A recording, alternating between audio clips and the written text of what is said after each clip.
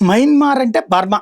ఈ బర్మా వాళ్ళు చైనా వాళ్ళ సహకారంతో ఆంగ్ సాన్ సూచీ నోబెల్ శాంతి బహుమతి గ్రహీతను కూడా తీసుకెళ్ళి బొక్కలో దోసేసి సైనిక పాలకులే పరిపాలిస్తున్నారు అక్కడ. అక్కడ ప్రజలు ఆమెకి 2/3 మెజారిటీ ఇచ్చారు. ఈ సైనిక పాలకులు అక్కడ వంతాడు ప్రజల చేత ఎన్నిక కాకుండా నేరుగా పార్లమెంట్ సభ్యులవుతారు. ఆ విధానాన్ని తీసేయడానికి ఆమె ప్రయత్నిస్తే ఆమెనే తీసుకెళ్ళి జైల్లో పడేశారు. శాంతి, సౌభాగ్యము, పెద్ద పెద్ద వచనాలు చెప్పేటటువంటి ట్రంప్ ఇట్లాంటి వాటిట్లో జోక్యం చేసుకున్నారు. వాళ్ళకి ఏదైనా ప్రయోజనం అయితే అప్పుడు తప్పించి భారత్ లాంటి వాటిట్లో ఎందుకు జోక్యం చేసుకుంటారయ్యా అంటే వాళ్ళకి ఇక్కడ ప్రయోజనాలు ఉన్నాయి కాబట్టి. అదే బర్మా లాంటిది ఆఫ్టర్ ఆల్ దేశం. అవసరమైతే దాన్ని మొక్క చేసేయడం సులభం. అందుకని జోక్యం చేసుకోరు. అట్లాంటి బర్మా వాళ్ళు ఇప్పుడు కొత్తగా ప్రభుత్వం ఎన్నికైంది. సైన్యంలో గతంలో చేసినోడే ఇప్పుడు పాలకుడు. ఆడు మొన్నొచ్చాడు, మోడీని కలిశాడు, పోయాడు.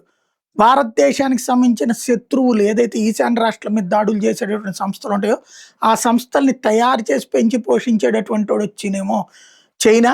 వాళ్ళకి అక్కడ ఆశ్రయం ఇచ్చేది బర్మా. వాళ్ళని మనం లేపడేసాం. ఆ మధ్యన సర్జికల్ స్ట్రైక్స్ 3 సార్లు చేసాం.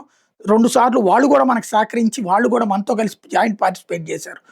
ఇప్పుడు అట్లాగే మా దేశాన్ని మీకు వ్యతిరేకంగా కానివ్వంటే ఏదో హామీ ఇచ్చాడు.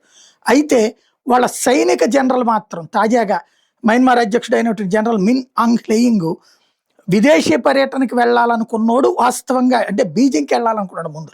ఢిల్లీకి ఎందుకు వచ్చాడు, మోడీని ఎందుకు కలిశాడు అర్జెంటుగా అంటే మీ దేశంలో ప్రజాస్వామ్యం ఉందా, మిలిటరీ రూల్ ఉందా అనే నీతులు మేము చెప్పాం.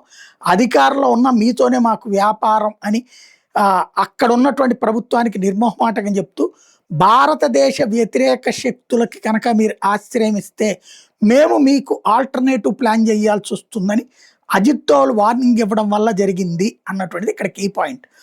మయన్మార్ మీదుగా భారత్ మయన్మార్ థాయిలాండ్ హైవే పూర్తి కాబోతుంది రోడ్డు మార్గంలో.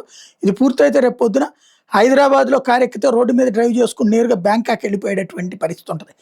సముద్ర మార్గం ద్వారా కోల్కతా నుండి మయన్మార్లో సిట్వే పోర్టుకి సరుకులు పంపి అక్కడ నుండి ఈశాన్య రాష్ట్రాలకు చేర్చే కాలాదాన్ ప్రాజెక్టు కూడా వేగవంతం అవుతుంది. ఇవన్నీ జరిగితే కనుక డబ్బులు భారీగా సంపాదించుకోవచ్చు. మరి అది కావాలనుకుంటున్నారో వద్దనుకుంటున్నారో మీ ఇష్టం అన్నాక మారింది అన్నటువంటిది ఇక్కడ కీ పాయింట్.